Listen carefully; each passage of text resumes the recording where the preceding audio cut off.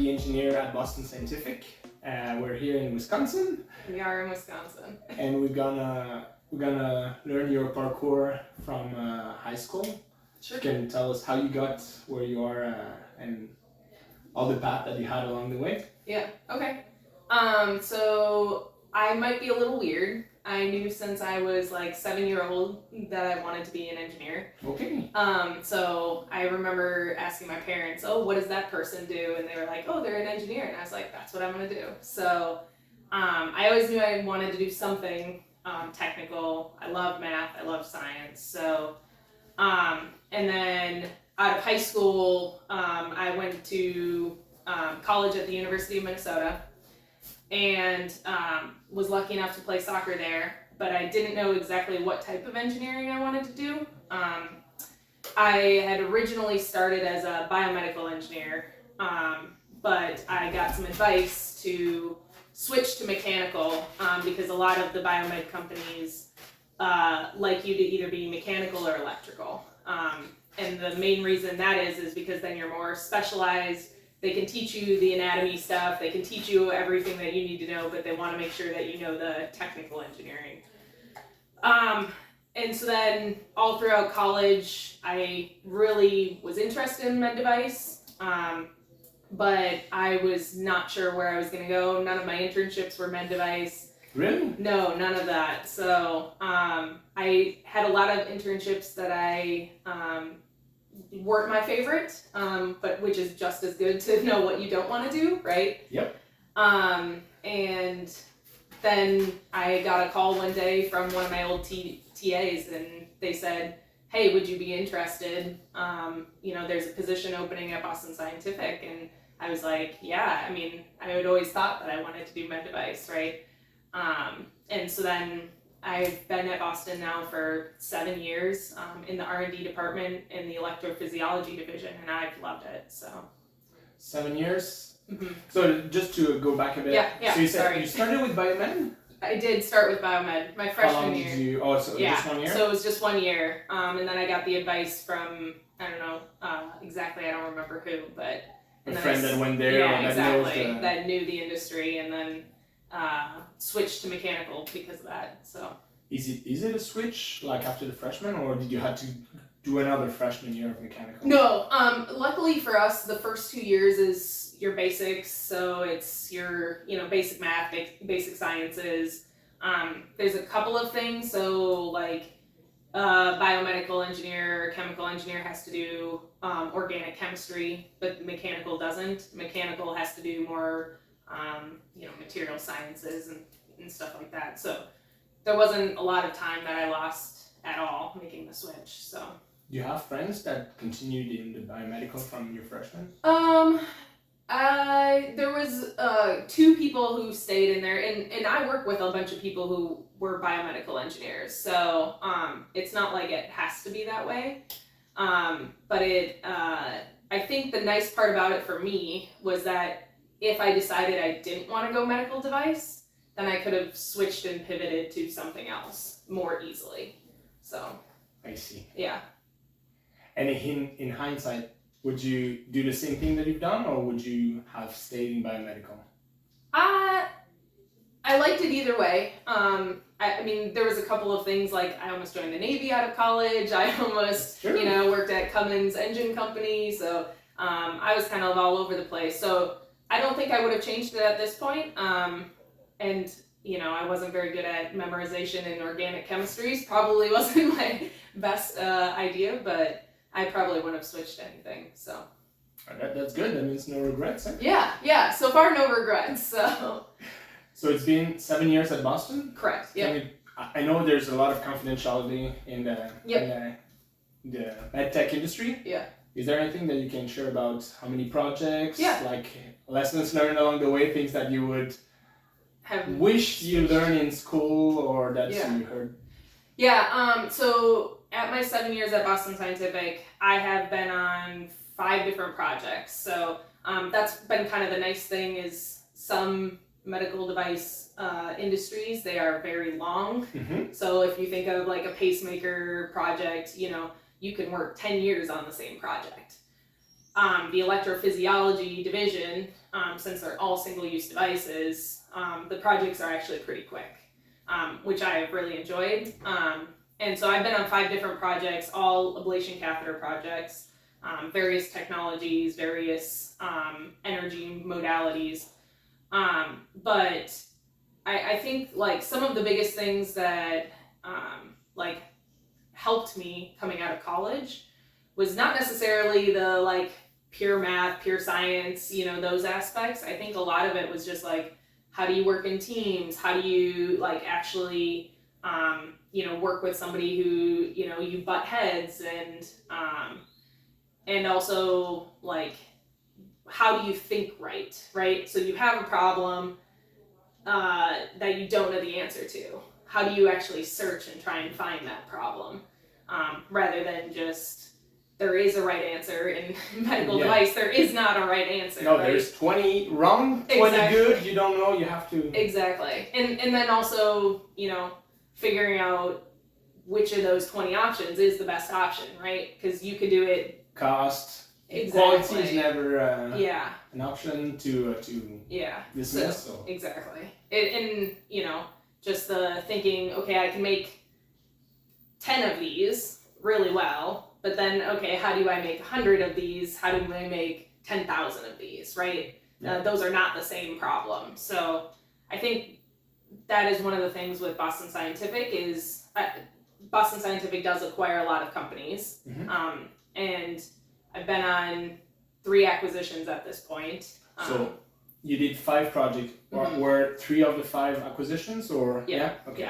Yeah. And so, you know, figuring out how to take that 10, you know, and then get it to that 10,000, right? How do you exactly scale it up? How do you make it so that, you know, it fits within our quality system? And then if we want to reduce cost, if you want to, you know, make sure that it's safe for every patient rather than just this very small pool of patients that it works for. I guess those are kind of the different things that I have taken from college. The biggest. Mm-hmm. Did you feel like so you said I wouldn't change anything I did, so that means that you felt pretty prepared from school to jump in? Yeah. Anything that you feel like was missing that you wish you learned in college to be starting right away with the full toolbox? Yeah.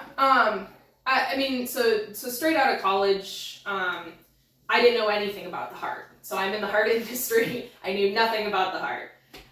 Luckily, you know, my boss at the time and then my mentor as well, you know, really helped me through. And then additionally, at the University of Minnesota, they have this heart industry class, which is just a week-long deep dive for anyone in the industry that you can just learn the anatomy. You actually get a cadaver lab, so you get to, you know, see it in real life. Exactly. And some of the people who have are there have pacemakers and, you know, some of these procedures and valves. So I think that specifically helped me a ton, because otherwise I think it would have been a slow learning process to try and hop back in. But you could not have done that in college because you didn't know at the time that you were going into the heart. So 100%. Yeah, exactly. So, you know, some kind of an anatomy class probably. It could be like something that is generic. Like we could add a class, for instance, in a university that does the generic heart, lungs, like the main organs that we want to treat, or that 90% of the industry is treating. Yeah, that probably would have been super helpful. So, and or, you know, some kind of crash course, right? Like right away, and either at Boston Scientific or, you know, last class in college, right? You know, a crash course on what did you choose, right? Yeah. They could do like, here's Engines 101, here's, you know, Med Device 101. MedTech, Yeah, exactly. Something like that. So. When you started working in the MedTech, so now we're jumping 7 years ago. Do you remember how you felt when the first week and the first month? Is there something that really surprised you? Yeah. I think the thing that surprised me the most was how much people were willing to help, right? Like how much people were really willing to like help teach me and you know, help grow me as a person and me as an engineer. So I don't know why that surprises me, but like You felt maybe that there was an industry that would be more either competitive or like exactly. And you were surprised by that. Yeah. I mean, I would ask questions and people would be like, "Oh yeah, I'm willing to help you." You know, "Oh, you don't quite understand this? Let's take an hour and just like go through the whole process rather than just like a yes no, right?" And I think that's maybe why I love Boston so much, is that everybody's just really willing to help and really willing to dive in. It's a great team. Like you always feel supported and like. Yeah, for sure. They Is there a mentorship program? There is. There's a couple of different ones, and then people are usually willing to be a mentor if you ask like, hey, would you be willing to once a quarter meet with me, or I have my current boss was my mentor when I started, so I think that's Dusty or Kim? Kim. Yeah. So Kim was Dusty was my first boss, and then Kim was my mentor when I first started, and then Kim is my boss now. So nice. But the people at Boston are my favorite thing about my job. Like, I love my team. I love working with those people, and we like to hang out outside of work too, which not a lot of people want to do that. So. Was the 5 projects with the same team, or did you change team? No. So we definitely, from a team perspective, we definitely have an R&D team. So it's a certain amount of people from our bigger ablation catheter team that's on each project. And then we also have all the different functions that come into that project team. So you've got quality, you've got manufacturing, we've got a division that is process development, and regulatory. So exactly, a little bit of everything, right? So that you basically have a project team, and then we've got our specific catheter team. So it's kind of like a matrix structure in that sense. So one question that I asked in other interview is, imagine I'm a genie and I can grant you a wish. Mm-hmm.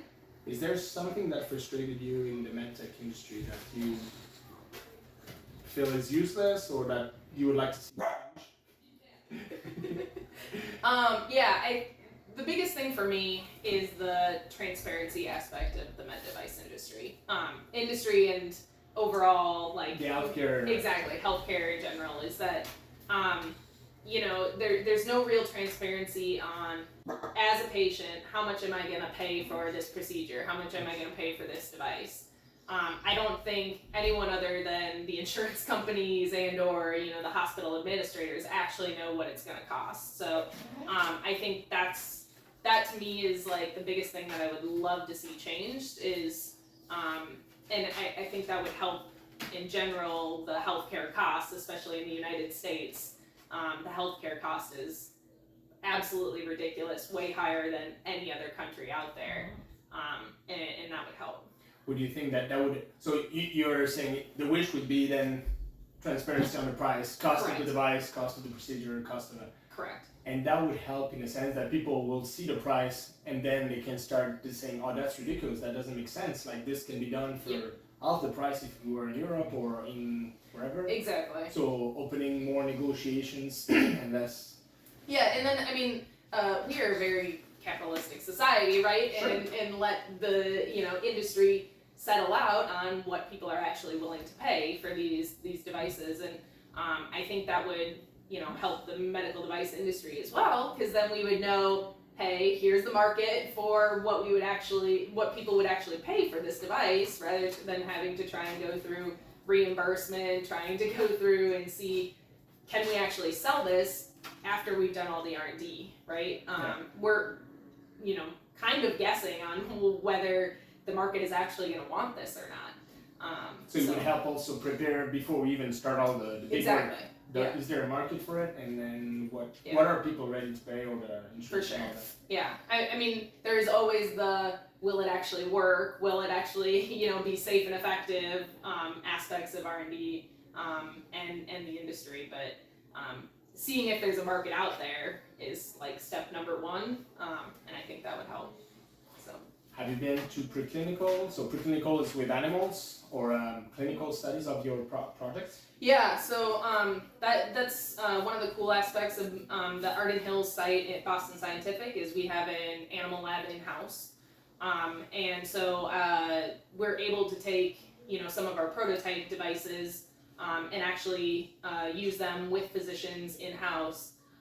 And one of the greatest aspects of having it in-house is that, people from around the division, around the functions, can actually see that device being used. All the different, even regulatory, even quality can come and assist and see, okay, that's how you... Yeah, so it's great because, at least some of the setups that we have, you have a conference room right next to the OR. You can talk back and forth between the conference room and the OR. You can see all the screens on the big TV screens in the conference room. So it makes it much easier for everyone to see a preclinical and see how the device is actually used, what concerns, what issues they're having, and then we're able to iterate off of that. Are there physicians hanging around in the building? So we staff a bunch of physicians. Okay. But you book, you see, are you available on that date? Yep, exactly. Yeah. So we've got a couple of great scientists who are both experts in the animal, but then with our devices as well. But then also we book out some physicians to get their feedback, get their usability experience, and say, do you like this? Do you not like this? Could you see this being useful?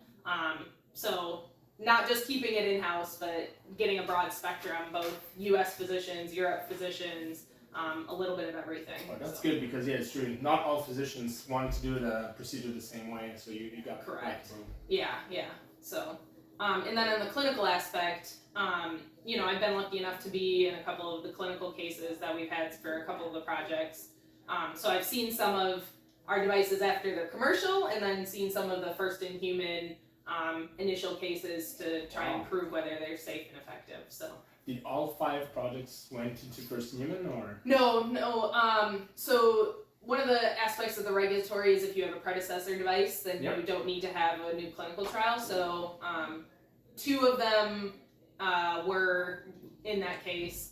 One of them was already commercial, so it was more of a root cause investigation, and then the 2 now are kind of in first in human trials, so a little bit of everything, I guess. Yeah.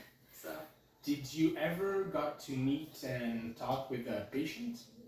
Yeah, so Boston Scientific is really cool in that aspect, is that they do, everyone makes an impact day. Yep. And so then they get all of the site together.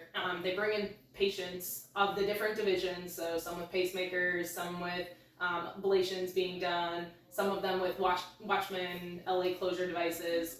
And they get to come in, talk about their experience, talk about how, their journey and needing this. Mm-hmm. From the diagnosis to the... Exactly, yeah. How they felt before, how they felt afterwards, how they're doing now. They get to bring their families as well. And the other aspect is that we do have a lot of our manufacturing in Arden Hills as well for some of these devices. So they get to meet the people that built their devices, because with the amount of traceability, they're like, oh yeah, Joe was the one who put your battery in your pacemaker, let's go meet Joe, right?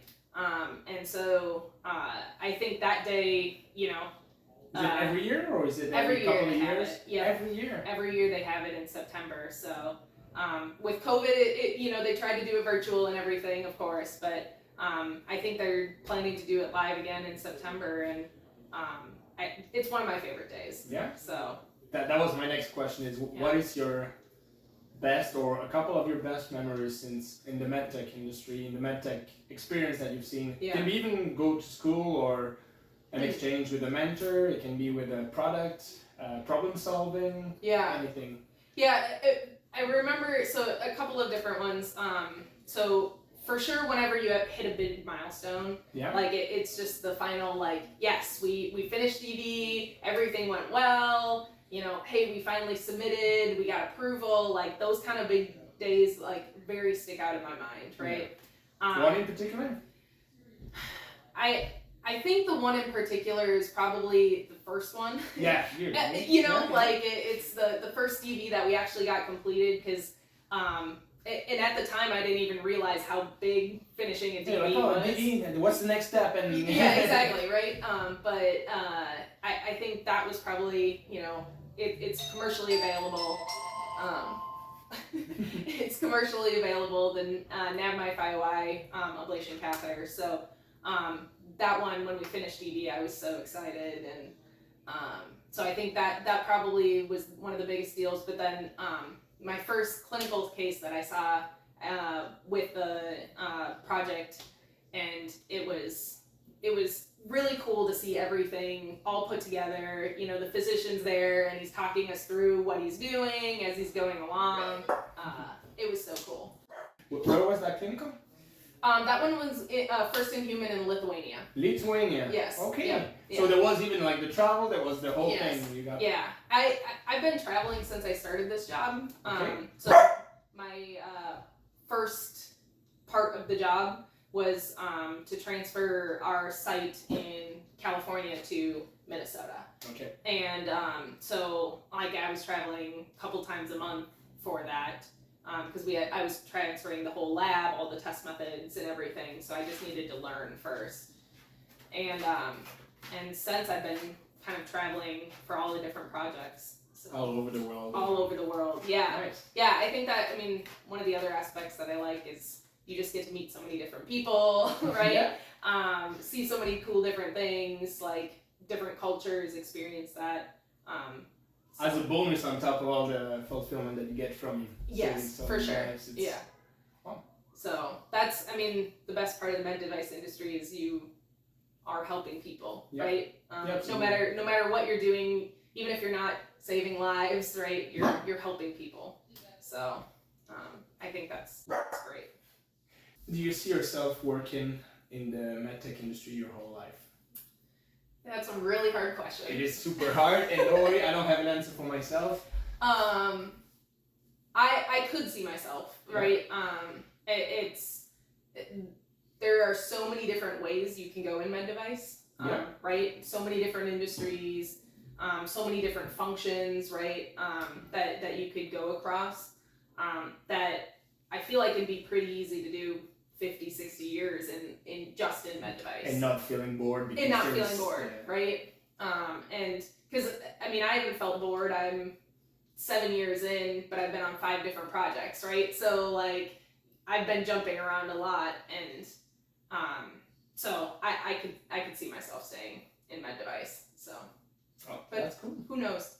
Yeah, no one knows the future, but exactly. It's part of why I'm doing this, more for people that, like us, didn't know necessarily what they wanted to do. Yeah, and for sure. Saying that, there is traveling, there is really great opportunity, meeting patients, meeting surgeons, and many doors open actually along the way. There's a lot of smart people in med device. Yeah, so, that's what impressed me when we got there. But. Yeah, for sure. So I could see myself staying there. I like it. I enjoy it. So. Plus, you can even travel with Boston Scientific. You can even stay within Boston Scientific, and if you wanted to move around, you can also even move around. Exactly. So there's a bunch of different divisions within Boston, different smaller divisions within the bigger divisions, right? And then all the different functions. You could go marketing, you could go project management, you could go regulatory for a while, all over the place. So I don't know. How do you see the next? I said the last question. Sorry. How do you see yourself moving from now? I'm not 100% sure. So I'm doing my MBA right now. Yeah. And so I'm actually learning a bunch about the business side of things and the strategy side of things, which I've really enjoyed. And so I could see myself pivoting a little bit more that way rather than technical. But I do really enjoy the technical side. Right now I'm not bored, right? Technical for now, exactly. But you can always go to the more strategic and. Yeah, for sure. And there's definitely some interest in the early upstream marketing side of things, but until you try it, you don't really know what you like and what you don't like. So. Is Boston also a good place to try, and if it doesn't work, go back to your previous Yeah, I've had a couple of people that have experienced that they've liked something or thought they liked something, right? Jumped over and then jumped back. I think more common is that people will kind of try it out. So they kind of do split their time. They stay their job 50, and then 50 technical and project management exactly. or something. Yeah, and then so they get a little bit of a trial, or hey, if you really like marketing and sales, try it out for a little bit without completely switching. People are usually pretty open to having those kind of experiences, which makes it a lot easier. Yeah, you're more free. Like exactly. You have a foot in, but you're not committed entirely. Yeah. So and like I was saying, like people really want to help you figure out what you want to do, and so they're totally willing to give you those experiences. So you never feel alone or like left out. No. I think it's always like whatever the direction you want to go, there will be people to help you. Yeah. I'm not saying this, but if I decided, hey, I wanted to completely go a completely different way at Boston, my team and my boss would be, excited for me. So, that's beautiful. That's so nice. Yeah. So most people are pretty nice from the med device industry that I've met so far. So. Agreed. Yeah. So. Thanks a lot for sharing, Katie. Yeah. Thank you.